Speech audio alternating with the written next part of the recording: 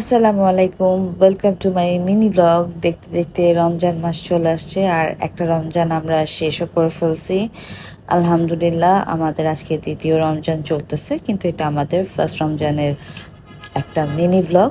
তো আমি চেষ্টা করতেছি সারাদিন ব্লগ করতে, বাট এত টায়ার্ড, আর আমি আর মমি দুইজনই খুব অসুস্থ। স্পেশালি মমিদের অনেক জ্বর, প্রথম রমজানের আগের থেকে আজকেও জ্বর আছে।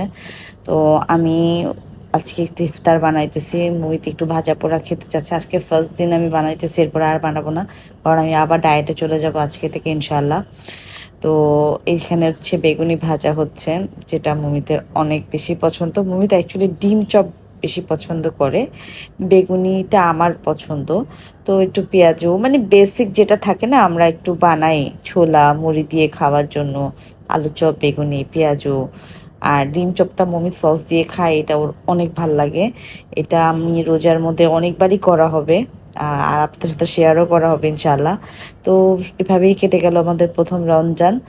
আলহামদুলিল্লাহ, আল্লাহর কাছে শুক্রিয়া। সবাই ভালো থাকবেন, সুস্থ থাকবেন, বেশি বেশি পানি খাবেন, আমার জন্য দোয়া করবেন, আমার ছেলের জন্য দোয়া করবেন, আমরা যেন 30টা রোজা রাখতে পারি, সংযমের সাথে চলতে পারি রমজানে। সবাই সবার খেয়াল রাখবেন, ভালো থাকবেন। আজকের মতো বিদায় নিলাম, আল্লাহ হাফেজ।